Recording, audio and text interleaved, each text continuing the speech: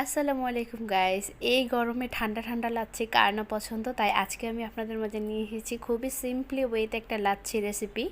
আর এই লাচ্ছিটা মেক করার জন্য আমার লাগবে টক দই, আইস এবং চিনি। আপনারা চাইলে এটাকে মিষ্টি দই দিয়েও করতে পারেন। তো আজকে আমি টক দই দিয়ে লাচ্ছিটা মেক করব। তো এর জন্য আমি প্রথমে একটা ব্লেন্ডার জার নিয়ে নিচ্ছি। আর এই ব্লেন্ডার জারে আমি প্রথমে টক দইটা দিয়ে নিলাম। তারপরে আমি দিয়ে দিব আইস কিউবগুলো। তো অবশ্য আপনারা কিন্তু চাইলে এটা মিষ্টি দই দিয়ে মেক করতে পারবেন, তবে আমি আজকে টক দই দিয়ে তৈরি করব। এটা খেতে খুবই ভালো লাগবে। এই গরমে একটু টক টক ফ্লেভার, মিষ্টি ফ্লেভার। তার যেহেতু টক দই, তাই আমি চিনির পরিমাণটা একটু বাড়িয়ে দিচ্ছি। আর আপনারা আপনাদের টেস্ট মতো চিনিটা দিয়ে নেবেন। তারপরে আমি একটু ঠান্ডা পানি অ্যাড করে নিচ্ছি। আপনারা চাইলে ঠান্ডা পানির পরিবর্তে লিকুইড দুধটাও অ্যাড করতে পারেন।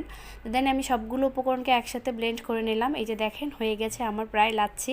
আর অবশ্যই লাচ্ছিটাকে এই বুদবুদ থাকা অবস্থাতেই পরিবেশন করবেন, তাহলে দেখা যাবে লাচ্ছিটা দেখতেও খুব ইয়াম্মি এবং সুন্দর লাগবে এবং খেতেও খুব ভালো লাগবে। তো এই তো আমার হয়ে গেছে ঠান্ডা ঠান্ডা লাচ্ছি। আর এখনকার যে গরম, এই ওয়েদারে কিন্তু আপনারা লাচ্ছিটা আপনাদের মেনুতে রাখতেই পারেন, ইফতারে রাখতে পারেন, বা সামার ড্রিঙ্ক হিসেবে আমরা সবাই কিন্তু লাচ্ছিটাকে খেতে পারি।